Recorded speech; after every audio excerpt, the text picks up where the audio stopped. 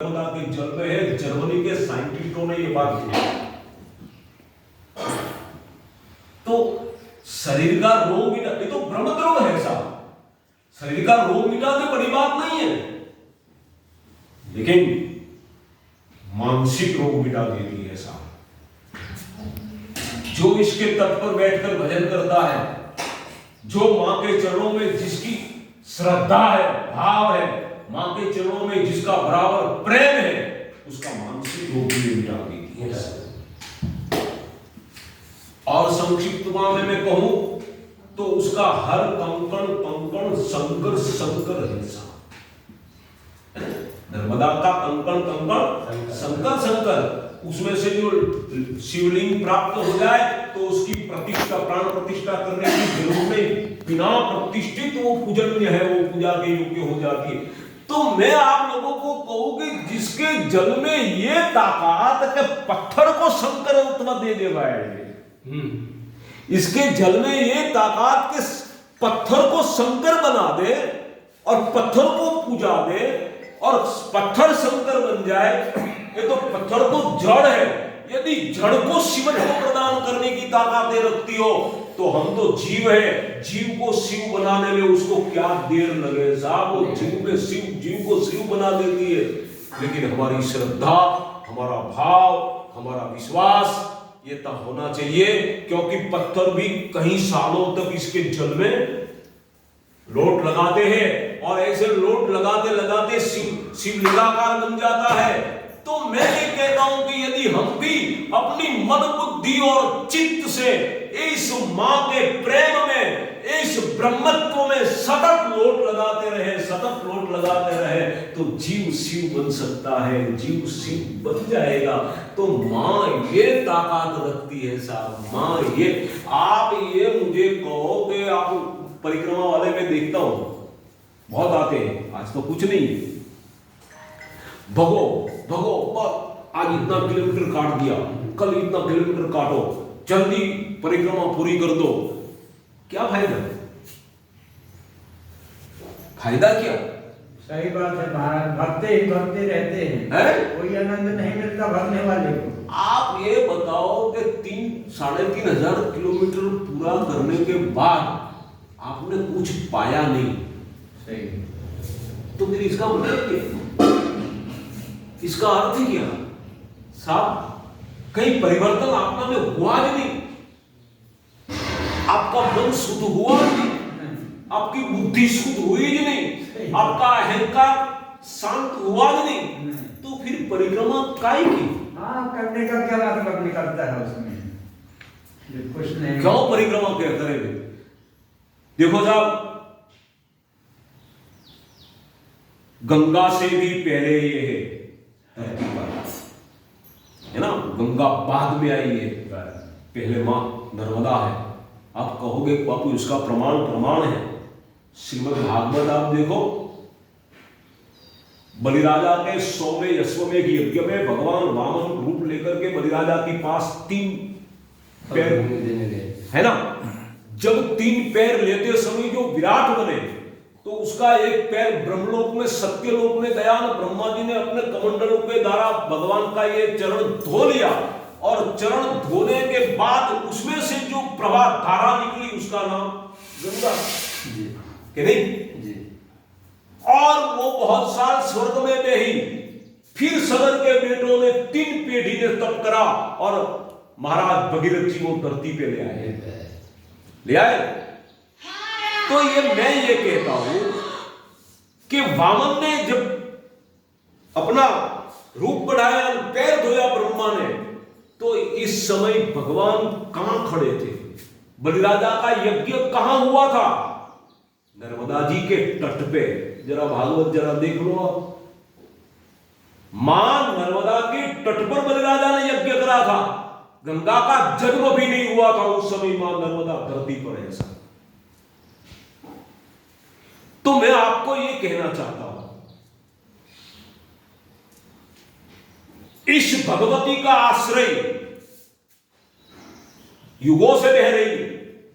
नर्मदा का अर्थ है न मरने वाली, वो कभी भी मिटती नहीं है। कभी भी उसकी धारा मिटती नहीं है, वो है नर्मदा। तो मैं आप लोगों को कहूं कि भारत के जितने भी तपस्वी, जितने भी योगी, जितने भी अमलात्मा, जितने भी महापुरुष, विमलात्मा कहीं भी हो, कोई ऐसा नहीं हुआ सदियों से नहीं, युगों से, कि जिसने मां का आश्रय नहीं लिया हो। साहब, नर्मदा जी का आश्रय नहीं लिया हो, ऐसा कोई है नहीं। जिसने ब्रह्म तत्व का अनुभव करा, वो सब ने मां का आश्रय लिया। साहब, है ना? वशिष्ठ शिष्ट पिप्पलादि कर्दमादि सर्वदे त्वदीय पाद पंकजं नमामि देवी नर्मदे। वशिष्ठ जी को लेकर के सभी महापुरुषों ने इसका क्यों भाई? इसलिए कि जो पत्थर को शंकर बना दे, ये ताकत रखती हो, तो इन महापुरुषों ने ब्रह्मत्व का अनुभव करने के लिए, ब्रह्मत्व का आनंद लेने के लिए, ब्रह्मत्व का रस पीने के लिए मां का आश्रय लेना पड़ा। साहब, मां का आश्रय लिए बिना ब्रह्म सुख प्राप्त करना बड़ा मुश्किल है। भगवान जगतगुरु शंकराचार्य, आदि शंकराचार्य ओंकारेश्वर में कुछ समय रहे, वहां ये नर्मदाष्टक लिखा है। तो आप बाप मेरा कुछ, मैं इसलिए कह रहा हूं कि भक्ते भक्ते परिक्रमा न करो। ये वशिष्ठ जी, ये पिपलाद, ये जितने जितने उन लोगों ने इस दोनों तट पे कहीं न कहीं बैठकर तपस्या करी है, भजन करा है।